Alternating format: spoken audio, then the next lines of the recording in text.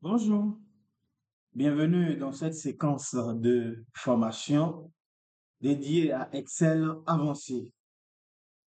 Nous allons dans cette série de formations dépasser les bases pour explorer les fonctionnalités puissantes qui permettent d'analyser, d'automatiser et de présenter des données de manière professionnelle.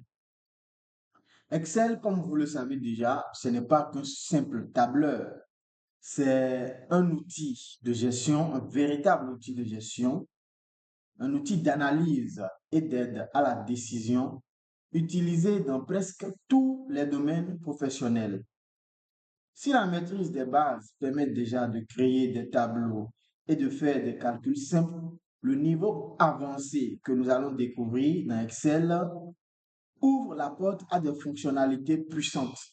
Fonctionnalités puissantes comme l'utilisation des formules complexes et des fonctions imbriquées, la gestion et l'analyse de grandes bases de données avec les filtres, avec les recherches et les tableaux croisés dynamiques, l'automatisation des tâches répétitives grâce aux macros et au VBA, la visualisation de données avec des graphiques interactifs et des tableaux de bord dynamiques et attrayants.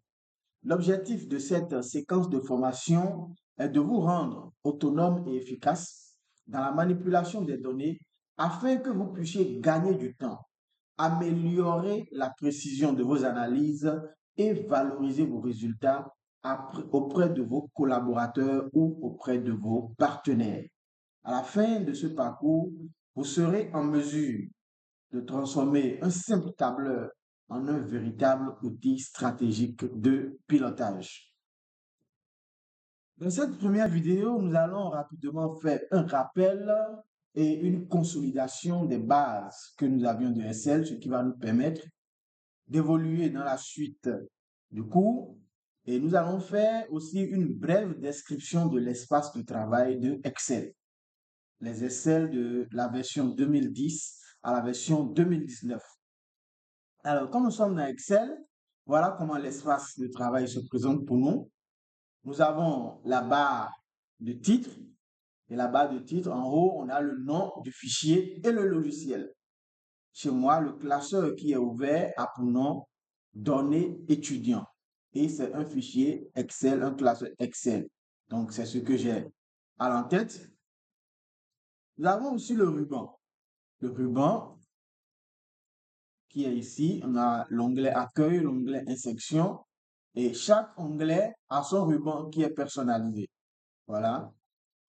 Accueil, insertion, dessin, mise en page, formule, données, ainsi de suite, ainsi de suite. Nous avons aussi la barre d'outils et la barre d'accès rapide qui permet d'accéder rapidement à des commandes fréquentes telles que sauvegarder, annuler. C'est cette petite portion de barre qui est ici, la barre d'outils d'accès rapide. Nous avons aussi la barre de formule qui est sous le ruban.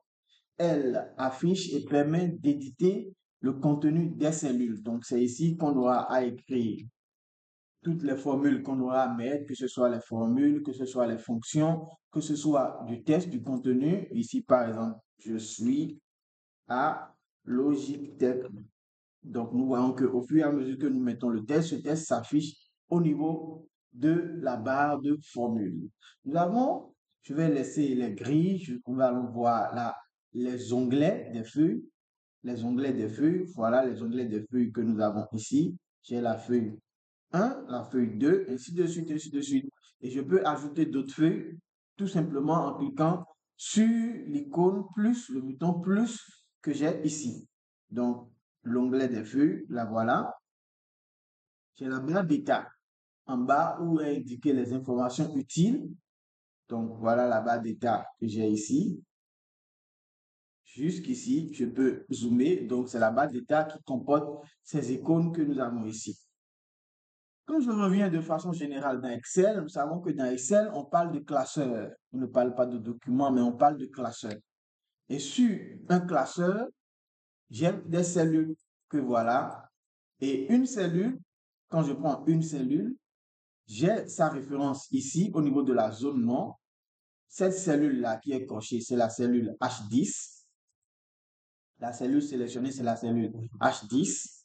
Et les référents de cette cellule n'est rien d'autre que la colonne et la ligne. Donc, nous avons la colonne H, la ligne 10 et l'intersection, c'est ça qui est la cellule. Donc, de façon générale, voilà comment Excel se présente.